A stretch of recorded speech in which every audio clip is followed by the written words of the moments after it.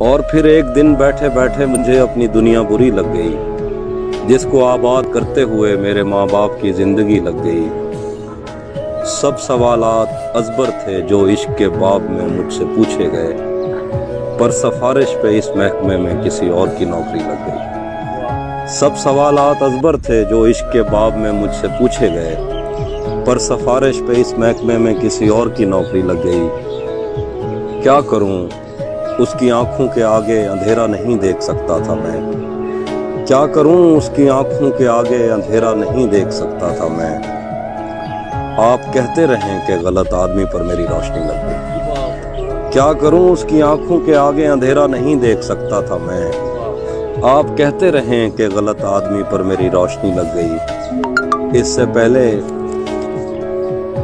اس سے پہلے کہ میں اس سے منہ پھیر لیتا، اسے خود خیال آ گیا۔ اس سے پہلے کہ میں اس سے منہ پھیر لیتا، اسے خود خیال آ گیا۔ میں نے چینل بدلنے کا سوچا ہی تھا کہ صنم ماروی لگ گئی۔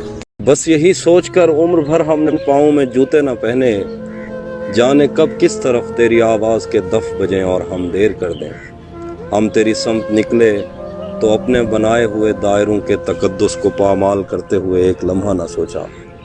اتنا آسان نہیں اپنی بستی سے ہجرت میری جان۔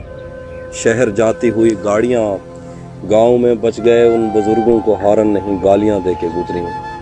کتنے دن ہو گئے تیری زلفوں کے سائے میں آئے ہوئے، پھر بھی کوئی خلا ہے جسے تیری موجودگی بھی نہیں بھر سکی۔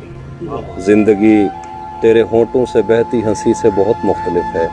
زندگی ایسی تصویر ہے جس کو نزدیک سے دیکھنے کے لیے دور کی اینکیں چاہیے۔ جن جوان لڑکیوں کے بڑھاپے کا سوچا نہیں تھا، آج ان کی لبوں اور بھووں اور بالوں میں بھی برف ہے۔ تو نہیں جانتی وقت بھی اپنی فطرت میں کم ظرف ہے۔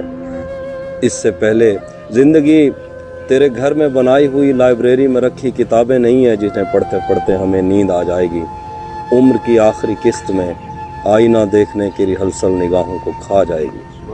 اس سے پہلے کہ اندر سے آواز آئے کہ اب مجھ پہ ہر راستہ بند ہے، آ میرے پاس آ، میرے سینے پہ سر رکھ۔ کچھ جگہوں پر رگوں میں دھڑکتے ہوئے خون کا ٹھہر جانا بہت فائدہ مند ہے۔